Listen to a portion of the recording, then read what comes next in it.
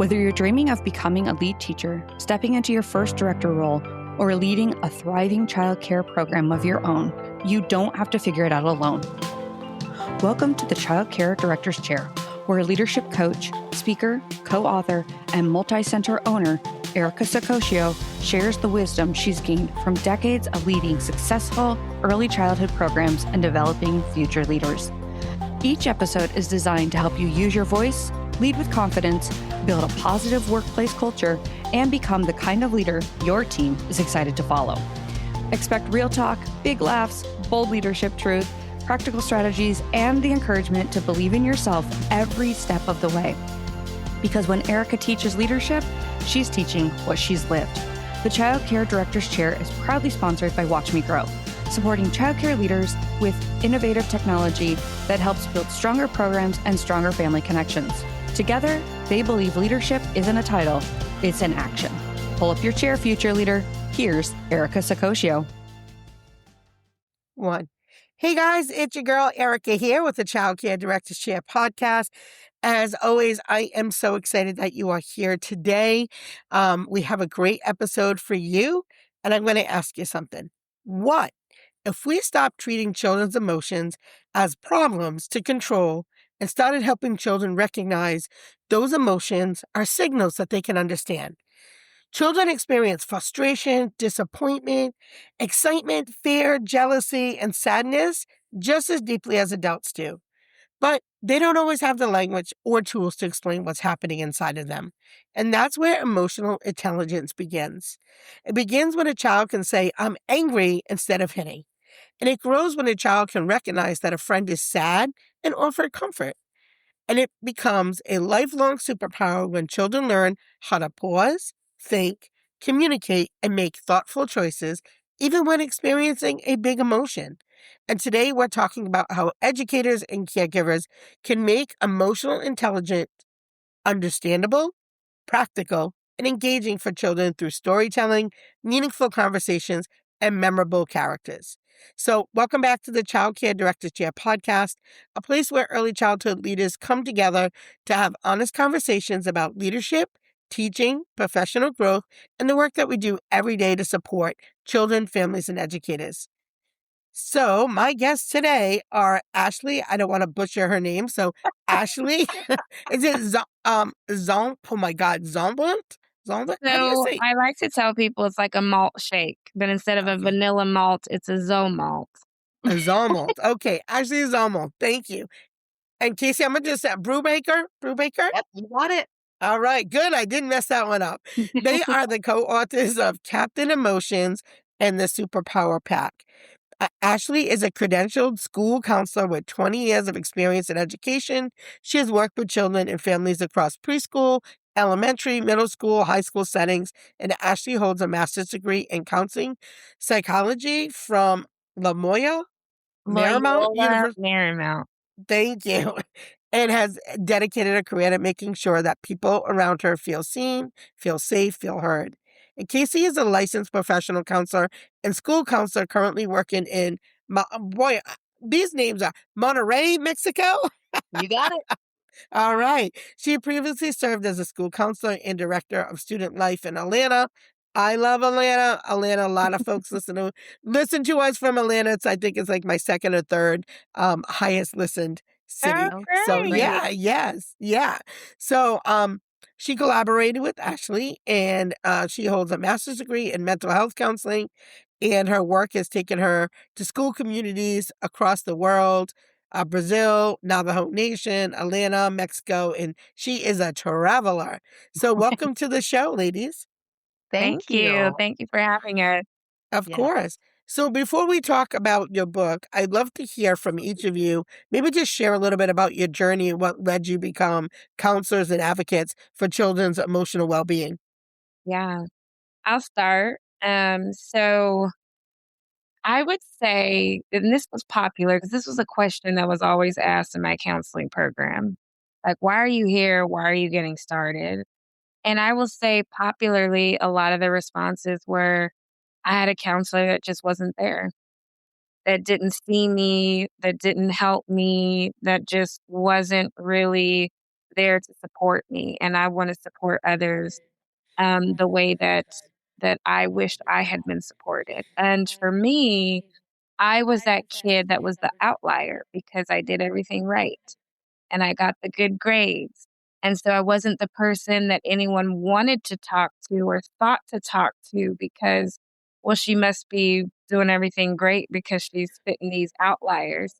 And I always tell my parents when we have these conversations when a kid is struggling behaviorally, I will say that's the kid I'm not as worried about because they're showing me what they need. The kids who are, like, very straight and narrow, almost fit this, like, perfect to a T. I'm worried about them because what are they holding? And Mm, so I've had a lot of experiences in my own life with grief and losing my parents at a very young age and not having people who truly understood.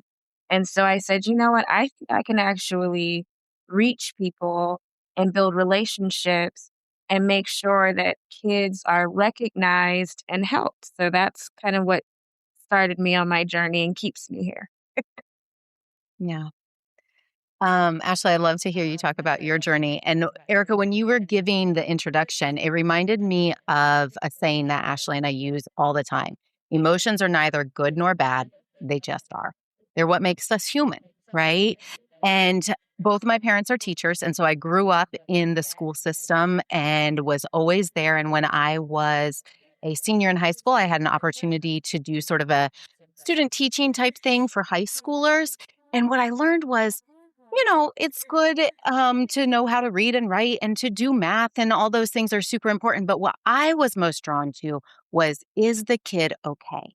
Is the Mhm. kid coming to school ready to learn? Are there things that are emotionally or socially blocking the child from being able to learn? And how can I step into a space where I can support that child? And so I've had lots of twists and turns in my career and I've done a lot of different things, but there's always been a helping profession along with it. And so I came to sort of my vocation early on, which is my calling is simply to provide spaces, to provide avenues where children and young teens can find their own voice and feel empowered to use that voice. And a lot of that is navigating their emotions and feeling okay with that. And so that's sort of how I've come to where I am right now. And I know that career path will continue twisting and turning, but that vocation will remain the same through all of it. So that's where we met each other, Ashley and I working in Atlanta, and where we came up with these ideas for the books, which we are really having a fun adventure with those. Yeah. yeah. Um, Thank you guys so much for sharing. It's interesting the thing that you had said, Ashley, about the child who isn't on your radar. Literally 2 days ago, I talked about this, not so much about the child, Yeah. but our early childhood educators. And I'm like, it's always the one who's struggling that gets all your attention, all your love, right? And the other teacher, oh, she's okay. She's fine. I don't have to worry about that class. And so, literally, I so connect with what you're talking about because it is that way, not just for children, but adults too, right? There is mental health issues across our industry, Yeah. all the way across. But I know that's not what we're talking about today. But just when you said that, it really just made me think about that was the space that I was thinking about 2 days ago, Yeah. but for our early childhood educators. So, how did the two of you meet? You said you met in Atlanta. How did the two of you meet, and what made you realize that you wanted to create something together? Yeah, that's a You're great question. laughing. So, We met at the bar. No. um, So Ashley and I worked at the same school in Atlanta, and I actually collaborated in hiring Ashley. I had done her job previously. So when I started at the school, I was working both as part-time high school counselor and part-time lower school counselor, so elementary counselor. And eventually, I shifted into a dean of students position when there was some restructuring with just sort of how the leadership team worked. And so then we were advocating and looking for a full-time lower school counselor.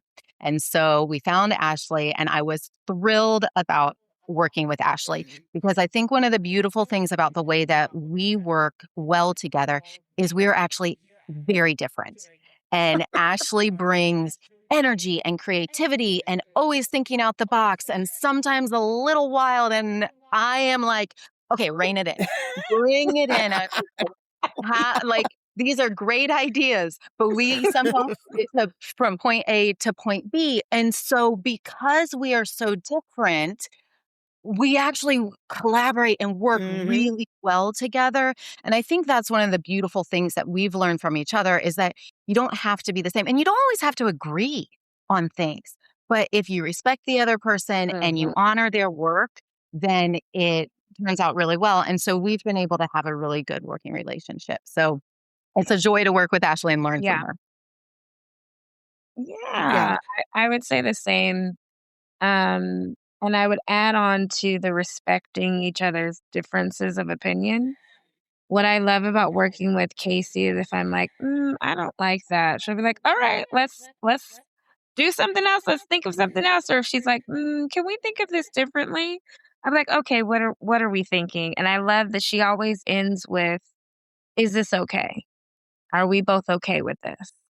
Because I think it opens it up to if you're not okay, like this is your time to Mm. say you're not okay with this. That right there, I mean, I know, again, I know that this is a whole different show, but that right there, for those of you listening, is a golden nugget right there.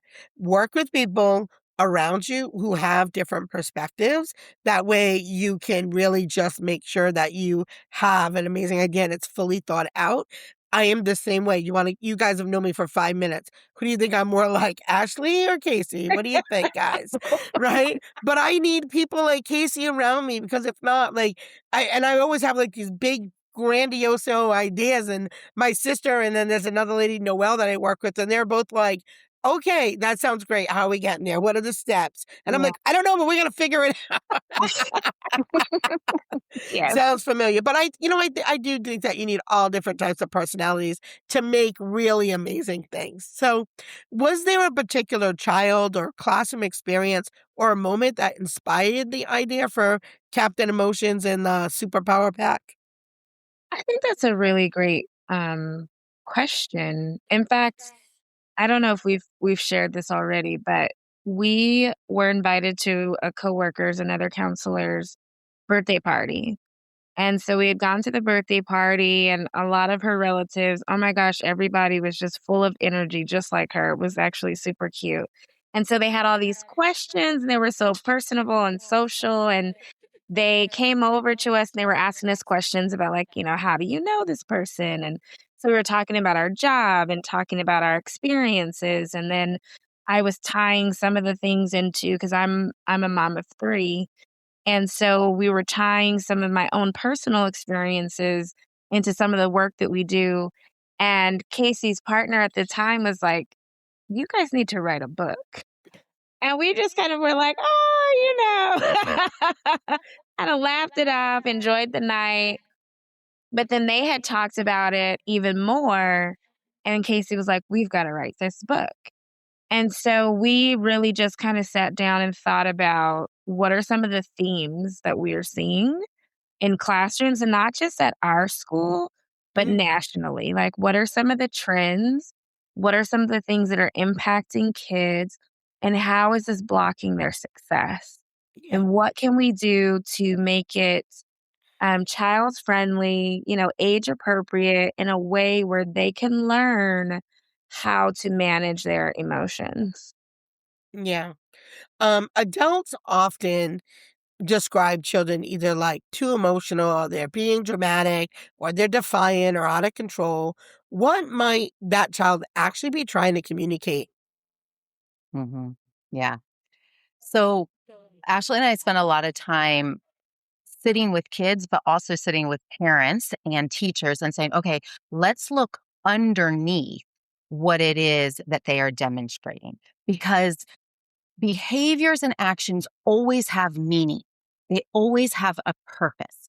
And so, through some of our theory classes, there are ways of looking at mistaken goals for kids. And so, sometimes I might be constantly next to the caregiver, constantly next to the parent. And I might be attention seeking.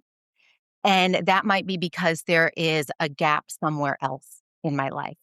Or I might be aggressive, but it might be because I'm not feeling safe. And so Mhm. every action has a purpose to it. But what we immediately think is, well, they're doing this because of this, might not be the underlying cause of it. And so Yeah. sometimes we have to sit and we very patiently have to listen. We have to look at the surroundings. We have to consider everything else that is going on to figure out, all right, what is this child really trying to get at right now? What is it that they are really trying to express? And sometimes, as the adult, our job is to sit back and say, how is this making me feel right now? Yeah. If I know that I'm feeling suffocated, maybe it's because the child needs attention. If I Mhm. know that I'm feeling like they're being mean to me or taking something out on me, maybe it's because they are seeking some sort of justification or um, equalizing in a different area.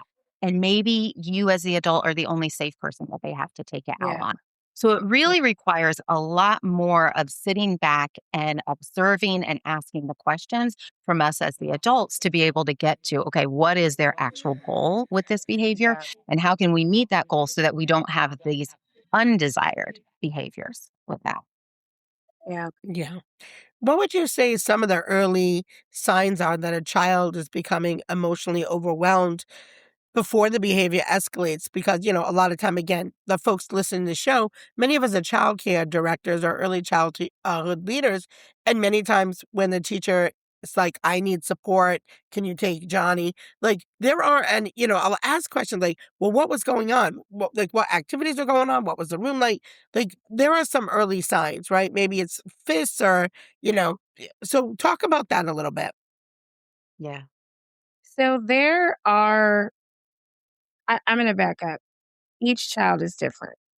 Hmm. So the first thing is that you really have to know the child because there are some subtle differences between what my one child might be displaying as, okay, I'm getting here, I'm getting overwhelmed, right? And so the way that I kind of look at that is through like FBA.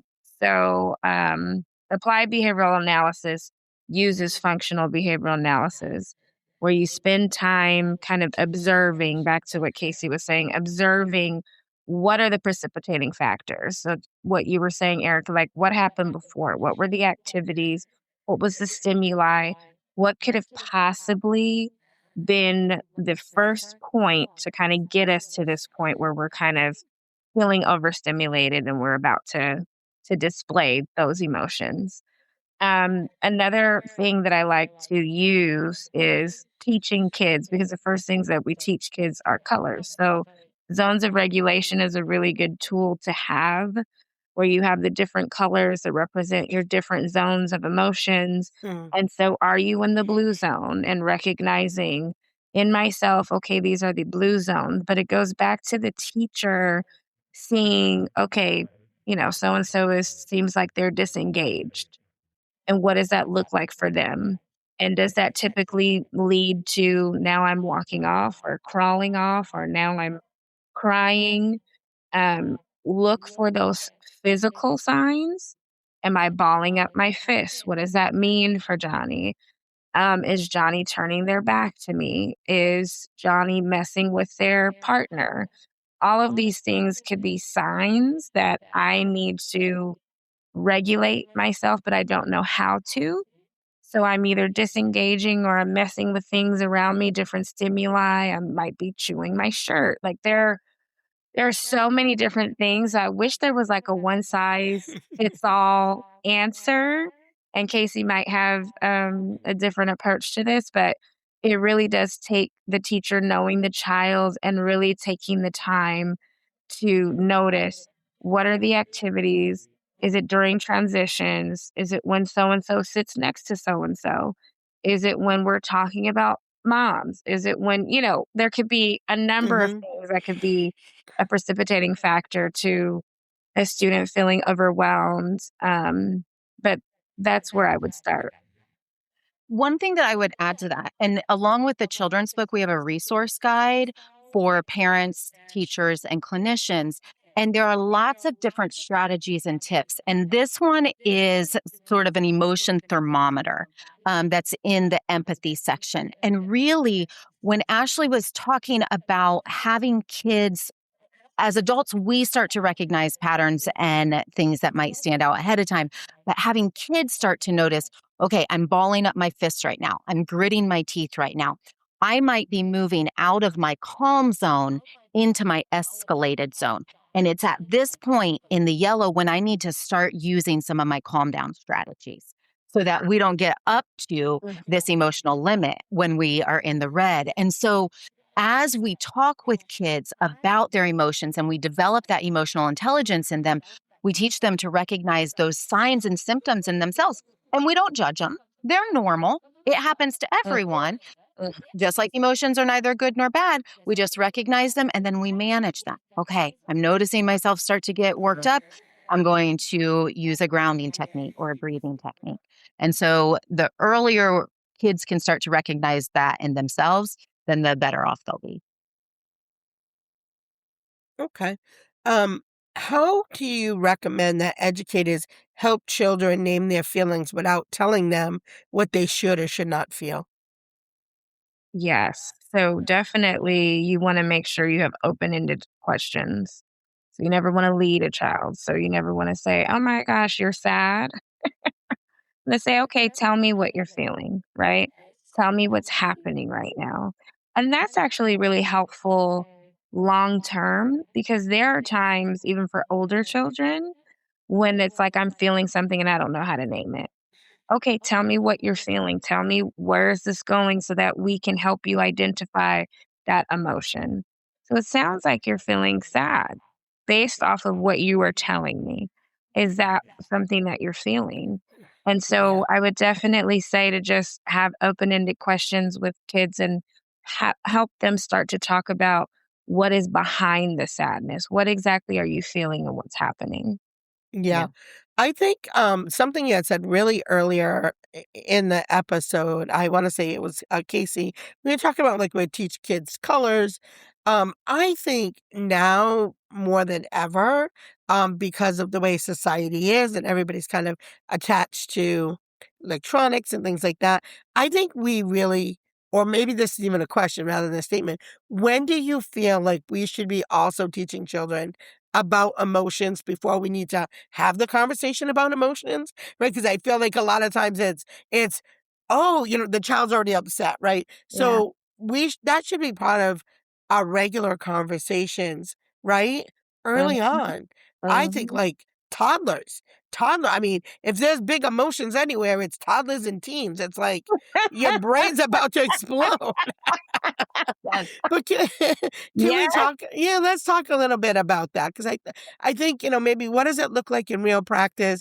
How Mhm, can childcare directors help their teachers really understand, like, we've gotta be proactive in mhm. this? So let's talk about that.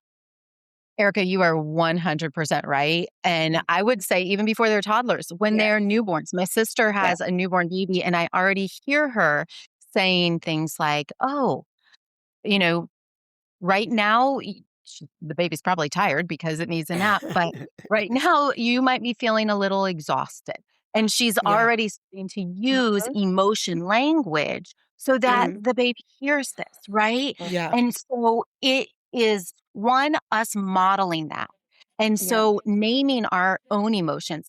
I'm feeling really frustrated right now, and I'm going to need to go take a moment to Mm. breathe. yeah, Mhm. And so when we model it and when we name it ourselves, little ones, they just soak all that up. They're sponges, right? And Yeah. so they're going to soak that up. They're also going to soak up okay, well, this is how I regulate my emotions. yeah. And then we start to not talk about those emotions when we are in the heat of the emotion, because that doesn't go well for anyone, right? You don't have the Yeah. conversation in the midst of it. Yeah. You start to have the conversation when we're calm, when we're playing. And so there are all kinds of activities, games, lots of things that people can do with young children, toddlers, infants, that they start to play games.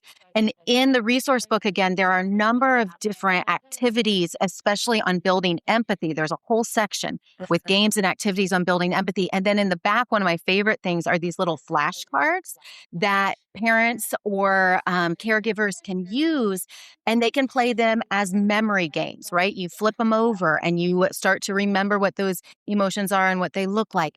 Maybe you are holding them up and you're doing a mirroring game. Maybe Yeah. I look at one and I'm going to act it out and you guess what it is. Yeah. So there are all kinds of things that we can be doing to build the language, to build the emotion intelligence.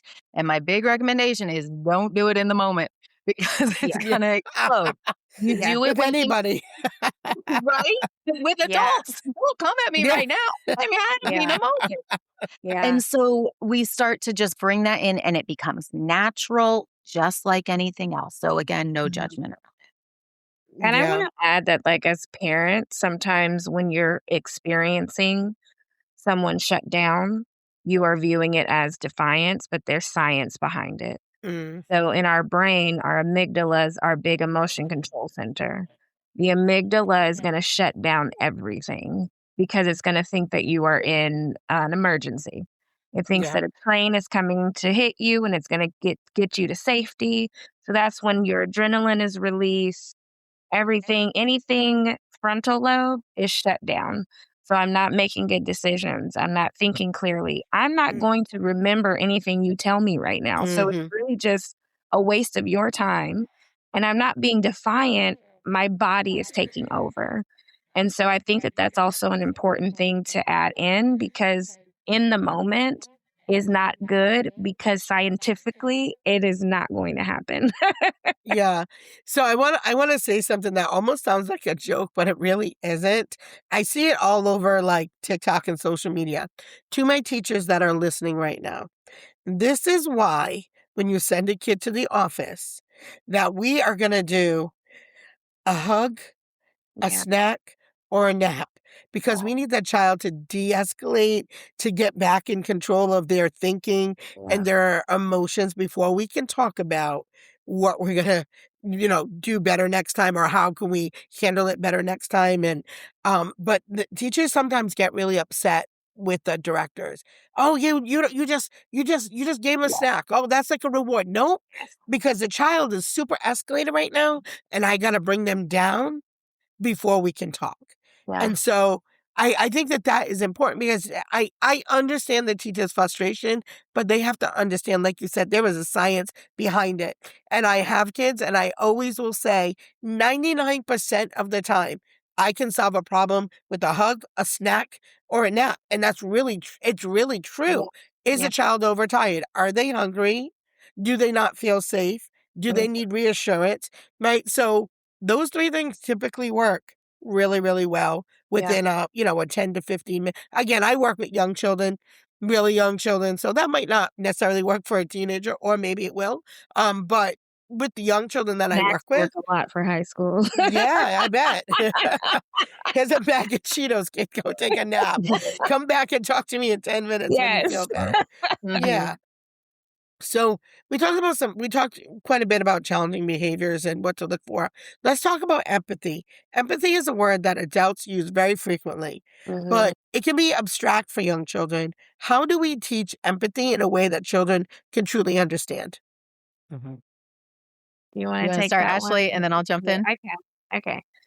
So, for empathy, we use a lot of different strategies. One is giving examples of what it is and what it isn't. And so giving them concrete language comprehension so that they understand, like, oh, empathy is not sympathy.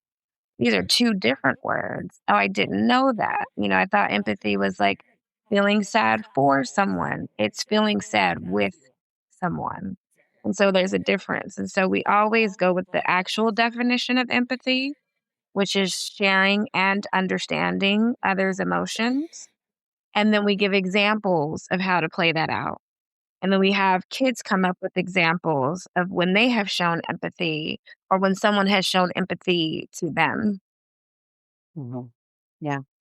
I'll say a big part of empathy is then being able to put yourself in other people's shoes and feel that emotion with them. And having kids um, sit back and think about when I had an experience like this is how I felt, this is how I reacted, this is what I needed. Or I've never had an experience like that, but let me for a moment see if I can shift my perspective. How might I feel if someone stole the crayons that I was using? How might I feel? And so we sort of help them develop broader perspective. And that comes deeper as they get older. And then what we Mm, also do is we work with them to become more mindful. And by mindful, I simply mean more aware. What's going on around me? How am I impacting the world around me? And how is the world impacting me and everyone else around me? And so, as we develop perspective taking, mindfulness, and really putting ourselves in others' shoes, then we can deepen our empathy. And one of our characters in the book, his name is Empathetic Eric.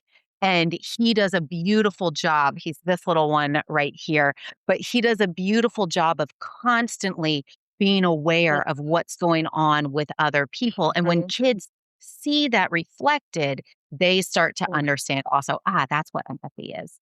So it's beautiful Mhm, how that's been worked in as an example, him modeling it for the kids who are reading. mhm. yeah.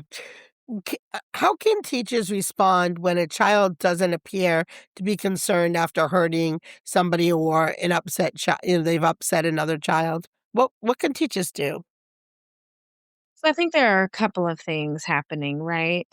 Um, Sometimes students need, and we had a student. I don't know if you are thinking about this person, Casey, but I am, who just really struggled with empathy for others, and it was um he was a very literal child, so it was Mm. like I don't, I don't understand what is happening. And it wasn't to be like smart alecky or Mhm. disrespectful. He just truly didn't understand. So we had to start role playing. Had to start role playing. Okay, if something like this were to happen to you, how would you feel? I'd be fine. It was like, okay, that's not working. And then it was like, well, what if someone did this to your mom? I wouldn't like that. How would your mom feel? She wouldn't like that. That's how this person felt. Oh, so bringing meaning and connection for the Mhm. students is going to be really important for them to identify because you when you think of empathy, when you think of anything within emotional intelligence, it is a skill-based tool. Mm. Skill-based tools have to be practiced. There has to be repetition. And for certain students, and this student particularly, um, had autism, and so Mhm. there were different things that he was experiencing in terms of his ability to practice those skills, right? Mhm. So when we think of that, I don't want us to just say, "Oh my gosh, this person is rude or they're just mean or they're incapable of showing empathy." They have to have meaning. They have to feel connected, and then they need practice. And if you give them those 3, they will develop that skill. Yeah. Sometimes, teachers will ask children to apologize. Are there more meaningful ways to help them understand their impact or their actions?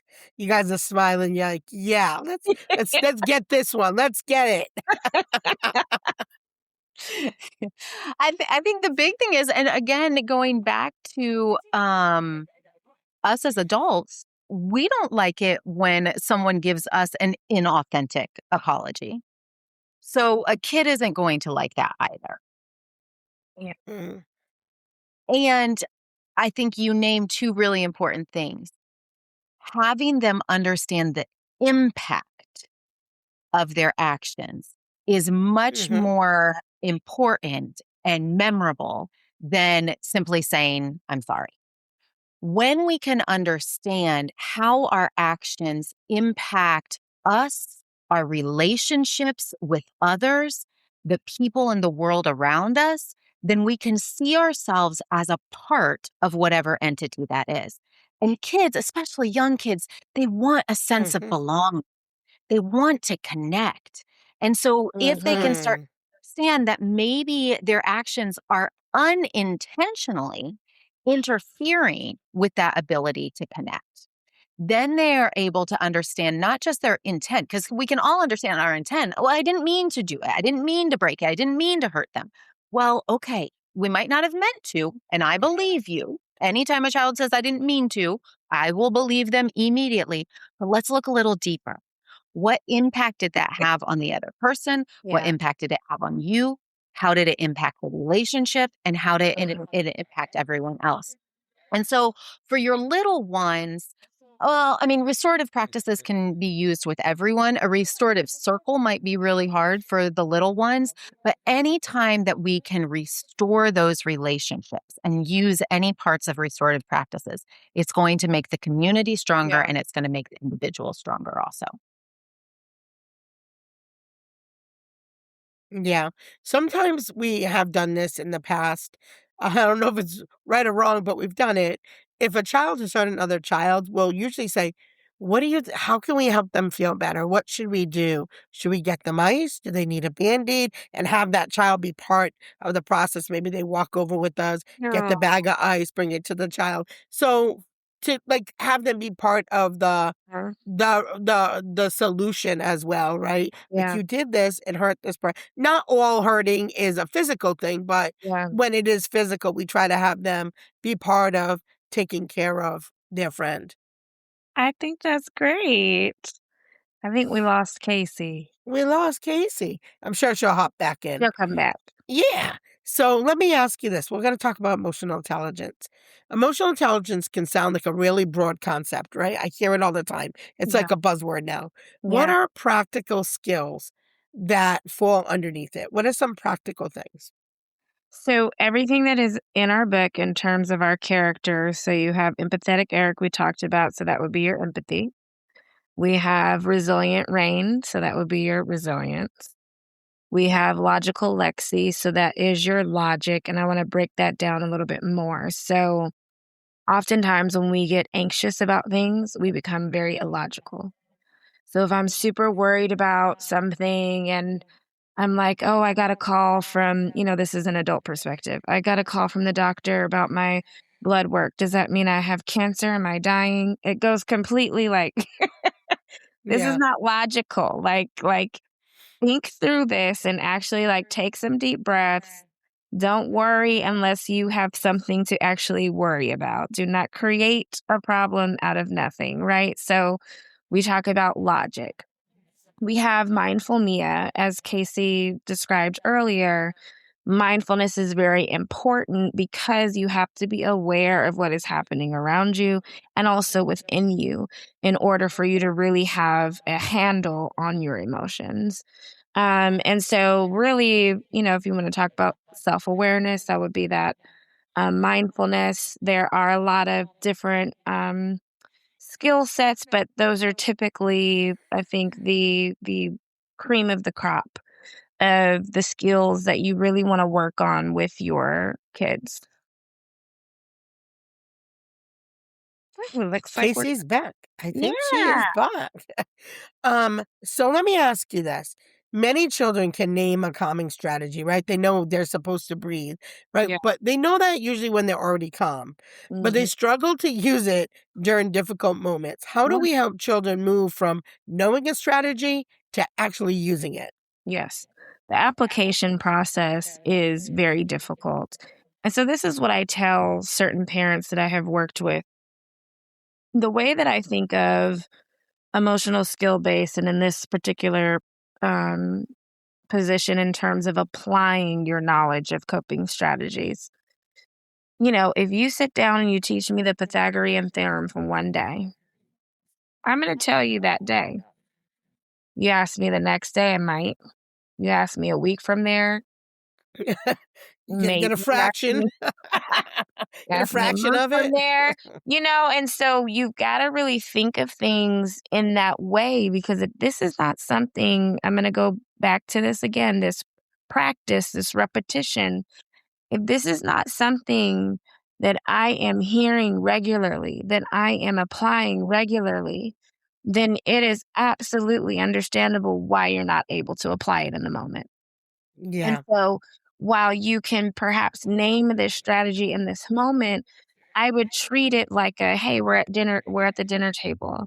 And, it's really great to model your day as an adult. Oh, I was really disappointed. I thought I could do this in this time frame, but I wasn't able to, and it made me upset. And this is what I did to calm myself down. These are all of those tools that we spoke about earlier that we're modeling for children. And then, oh, what happened in your day? Oh, well, maybe this happened. Oh, how did you handle that?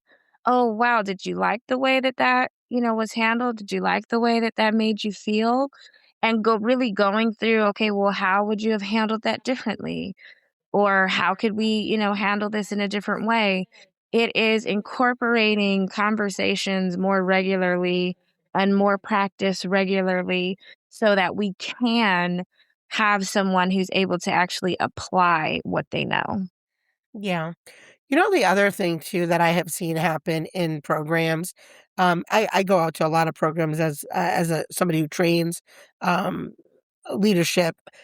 How can educators Okay, avoid turning their comm it's space still into a going, punishment but area? my internet Because is you crappy. know it is Yeah. happening, Ashley. You know Yeah. it is happening, right? I'm signing They're like, this. you look like you need to calm down. Go on over there, right? Instead of it having it be an You organic need the part bedroom. of the classroom No. environment. Okay. So Yeah. can you I talk a feel little like bit to that? distance me closer. Yeah. So there's a couple of things that come to mind when you say that. One is um, I don't think that educators are taught enough about what a calm down corner is. I think that's Mhm. number one. I think number two, they're not taught how to implement it in their classrooms. It's like, oh, there's this corner and there's these things Mhm. and that's great. I think you get the best outcome when your educators are actually informed and they're given meaning and they're given practice. What should this look like? If you're in your Mm. classroom and this is happening, what should be the next steps? I think I have found that in my experience in implementing calm down corners in my schools, that has been the most meaningful because the teachers are like, you came in and you did this and so now what? Mhm. What am I supposed to do with this? So So go ahead. I'm gonna do what I always do. People are gonna laugh here. Do you have a video for that, Ashley? I think you guys need to create a YouTube video for that. This is the Mama Erica where I start giving people advice that they don't ask for. I think that video would be so downloaded Yeah, because oftentimes people are either just like using it as like I hate to say it, teachers. I don't want to throw anybody under the bus, but sometimes you're using that common corner for you, and you're just like, I can't yeah, deal with you right now. Can you go to the common corner? yeah, I know you're not saying that out loud, God. I hope you're not saying it out loud, but I know that's what you're thinking. But that's not what that tool is used for, yeah, right? But I do think you're right. I mean, in my 27 years in the field, I have never seen a video or had a conversation on exactly how to use a common corner per yeah, se, right? I know what Eckers tells us. We need to have it. It needs to have pillows. It yeah, needs to have some fidget toys. It needs to have yeah, a poster with feelings and all that. But teachers aren't really trained on how to use that unless they have a therapeutic classroom or maybe our special educators are trained. But early childhood professionals who are just yep, do the standard early childhood route are not taught how to use yeah, correctly in a therapeutic way how to use a common corner. yep, yep. So maybe that could So be true. one of the videos you make I as you love do that or you suggestion. do your breakouts, because girl, we need it. Yeah, We need it, we need it, we need it, right? And I mean, when I talk to directors, like, children with challenging behaviors is in the top 4 Yeah. areas of challenges they're dealing with right now, right? It's staffing crisis. It's the way that parents are parenting now. It's challenging behaviors with children and budget cuts. Like Yeah. these are the things I hear over and over and over and over. So again, unsolicited advice. The field needs that. Please help somebody out. All Yes. right. Well, Thank you welcome for back, that. Casey. Of I know. course. I Welcome back, honey. apologize. I don't know It's what happened. okay. It's okay. So I'm going to throw this one to you as we start getting close to wrapping up. So Okay. families and educators do not always use the same language or strategies around emotions. Mhm. How can programs create consistency without making parents feel judged? Yeah. No, that's a great question. So, Ashley and I, one of the things that we love to do when we work together is to do parent programming.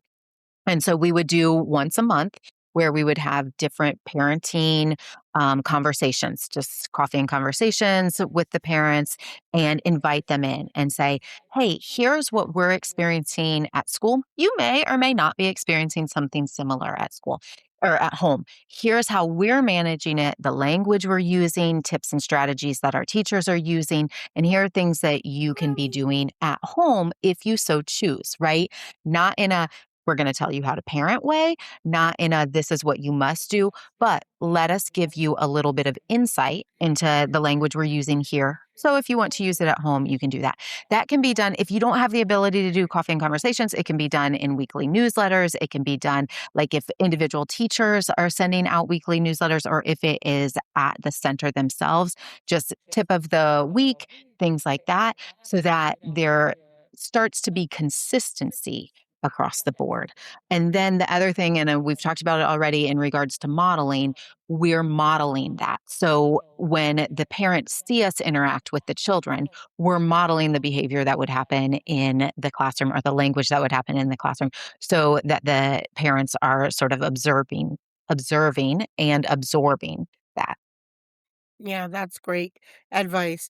Um, how can caregivers support a child's emotions without immediately trying to fix the problem, quote unquote problem, we'll call it, or stop the feeling? Yeah, that is phenomenal. And I think that's what we sort of started with. Emotions are neither good nor bad, they just are, right? And so sometimes we often come to it as this is a problem. This emotion is unhelpful. This, whatever. Let's just sit with it for a while, right? Now, what that requires on our parts as the adults is requires us to sit with the discomfort of that also. Yeah. And so when we're teaching children distress tolerance, right? That time where we are just simply tolerating the discomfort, we have to know how to do that for ourselves. And so Mm. that might mean we're practicing it on our own. We're establishing our own practices, whether those be mindfulness practices or simply tolerance. And we're just saying, okay, I'm recognizing this happening in my body. I'm noticing it. I'm not judging it. I'm accepting it. I'm going to sit with it. The more that we can do that as adults on our own, the more we'll be able to do that with children's emotions. Now, one of the tricks is when children are having emotions and they might be directed at us, Yeah. sometimes we take it personally and Mhm. we think, the kid is mad at me, the kid hates me, whatever. 9 out of 10 times, that's not the case. The kid's just having a moment. And Yeah. so we have to be able to sit with that with our own discomfort. And the better we become at that, then the better we'll be able to sit with children in their discomfort. Yeah. All right. So my listeners are probably like, "Holy cow, this is so fascinating to me." Normally my podcast, just so you know, normally my podcast episodes are like 15 to 25 minutes. We're at 47 minutes. If you got time, we're going to keep going. You guys got time? You got some time. Have a little All bit of right, good. time. Good, good, good. All right. So I want to talk about, we talked about the kids. I want to talk about grown-ups for a minute. Yeah. So emotional intelligence is not only important for children, but how does the emotional climate among adults affect children in the program? Yeah. I mean, they develop what it's going to look like for that child. And so my father, may he rest in peace, he used to have this saying that when you have a child, 0 to 3 years old, you are creating the manuscript of their life. Mhm. And then he would say, 4 to 6, you're editing, you're making changes as need be. And then 7 to 9, you are acting it out, you're practicing, you're rehearsing, you've got everything memorized. And then after that, it's showtime. Like, Mm, it's going to be really hard to come back and change that mm, manuscript. You kind of missed the mark. And so at that point, it becomes more about the child and what they're working with and the support that they're receiving in terms of how can I change kind of the makeup of what was created by those that were caring for me, right?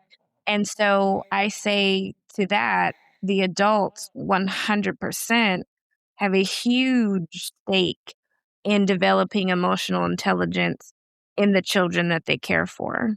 Mhm. Yeah. yeah. I would also say, thinking about co-teachers in the classroom. If there is tension there, if they Mm, don't work well together, kids will pick up on that. Yeah. And they might not understand it, but they'll pick up on like they don't mhm, like each other, or so and so yelled at so and so today, or mhm, and they're not gonna understand it, they're not gonna pick up on the nuances, but they'll feel it. And so we as mhm. the adults, we've gotta be really careful about what we bring into our classroom spaces with kids, what we bring into our homes with kids, because they're not gonna fully understand it, but they're gonna feel it, they're gonna pick up on it. And so that's something that I think as adults we've gotta be mindful of. Yeah, definitely. How can leaders support teachers who are experiencing either compassion fatigue or feeling emotionally overwhelmed by challenging behaviors? Mhm. That one's tricky. Because there could be a number of factors. I Well, think girl, give us some goods. Give us the goods, man.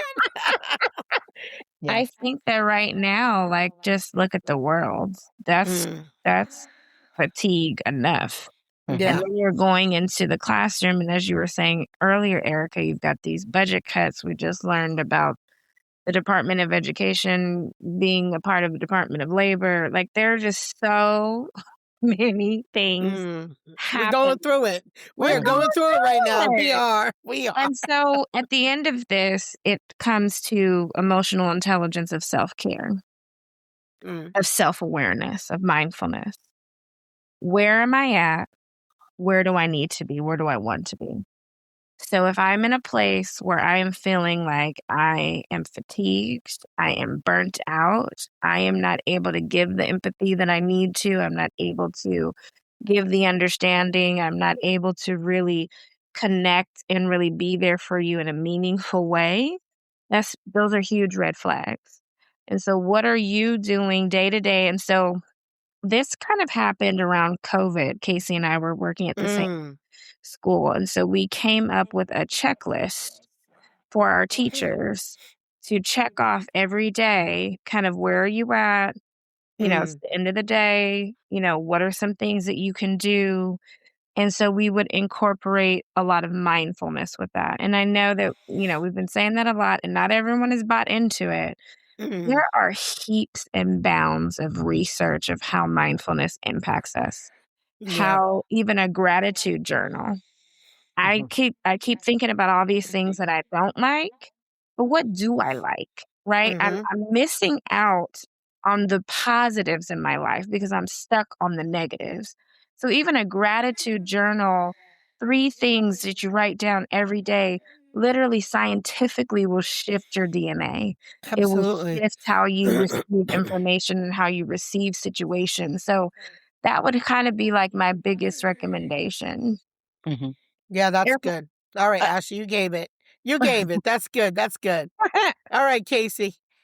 Well, I'm going to jump in with just a couple practical things that at the school that I'm at right now in Monterey, the principal is phenomenal about listening to teacher needs. And so, as you asked at the beginning, what can leadership be doing? I think a big piece of that is first listen, right? Sometimes we might hear it as a complaint, but that complaint is coming from somewhere. It's coming from Mhm. their distress. It's coming from something that's not working. And so listen and try and make meaning of that. And there are a couple Yeah. different avenues that you can use to gather data. We use surveys right now that just teachers can give information and data. And then teachers themselves sit on a committee to read that feedback and say, okay, what are the common themes here?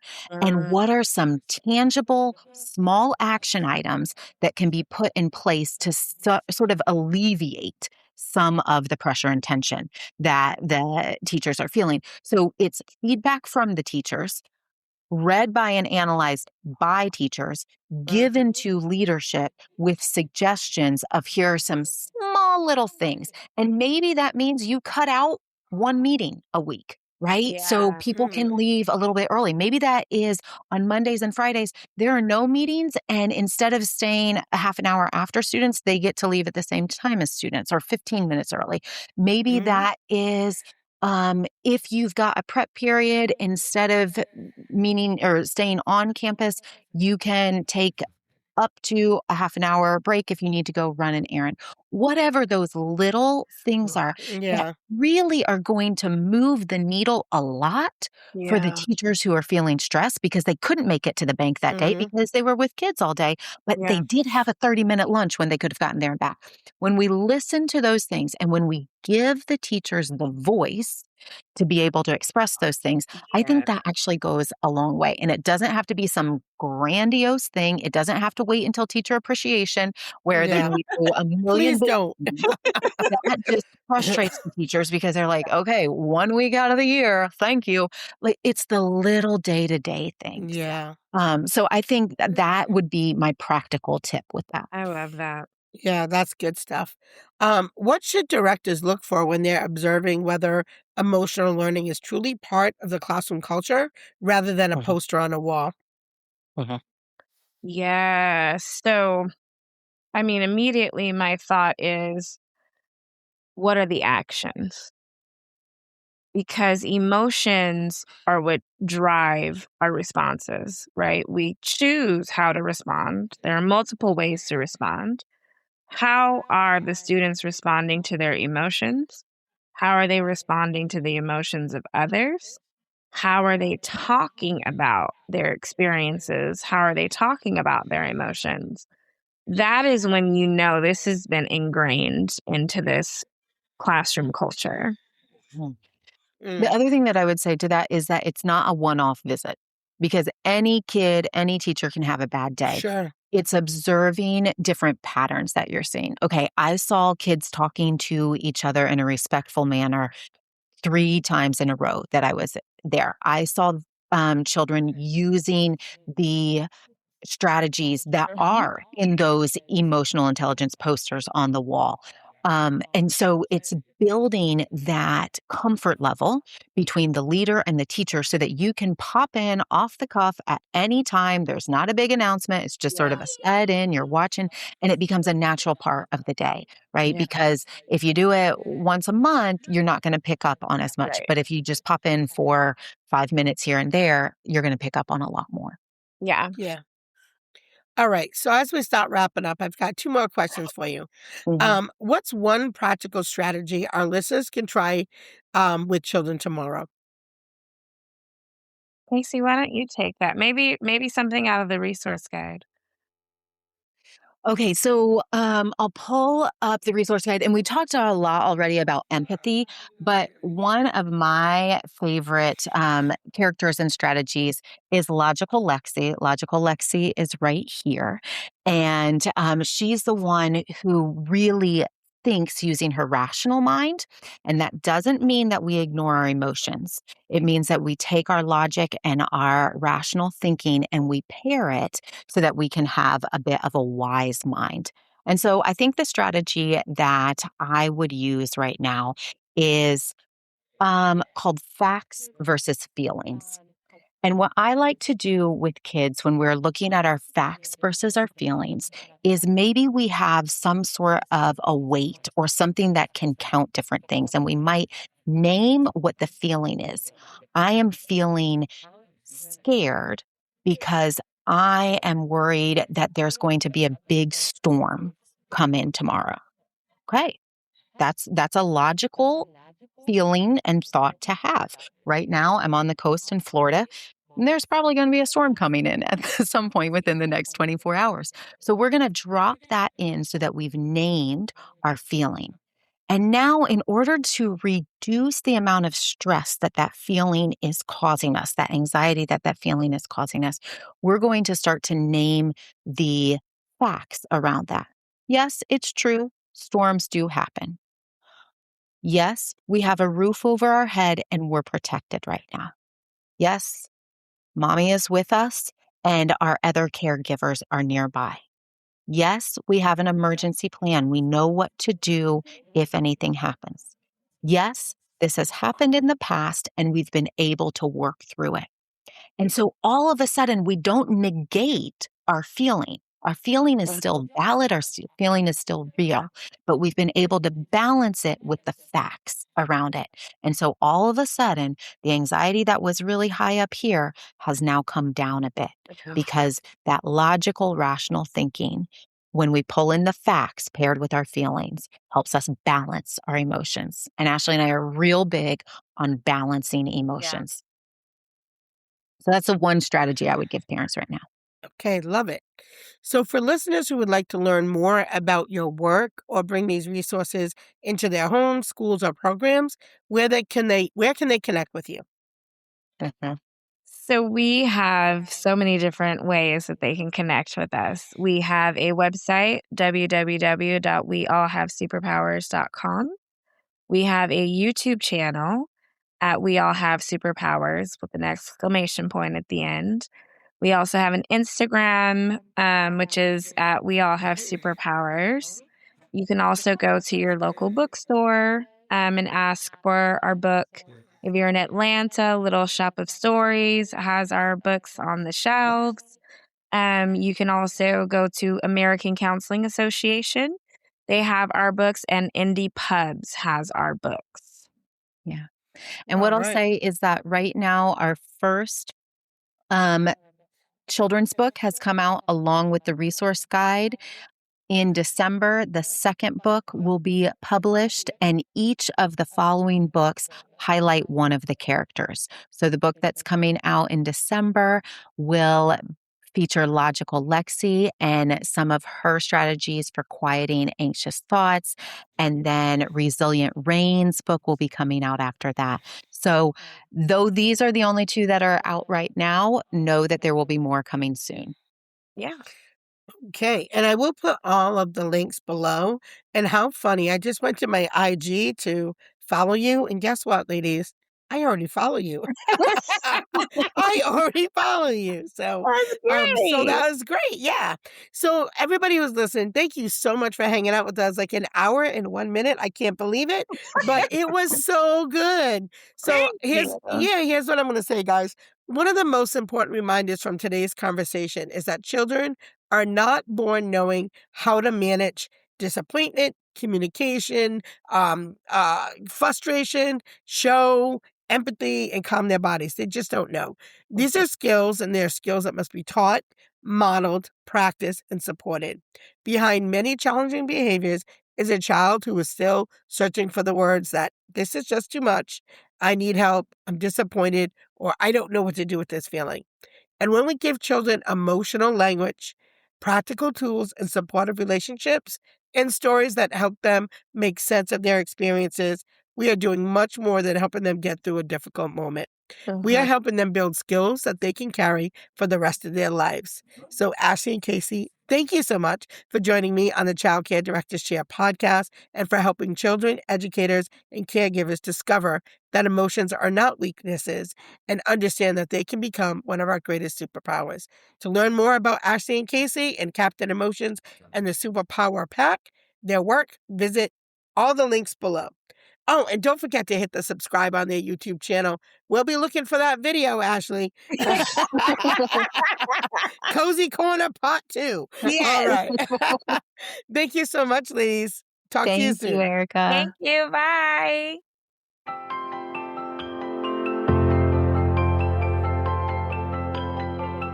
Before you go, ask yourself, what's one leadership lesson you'll put into action this week?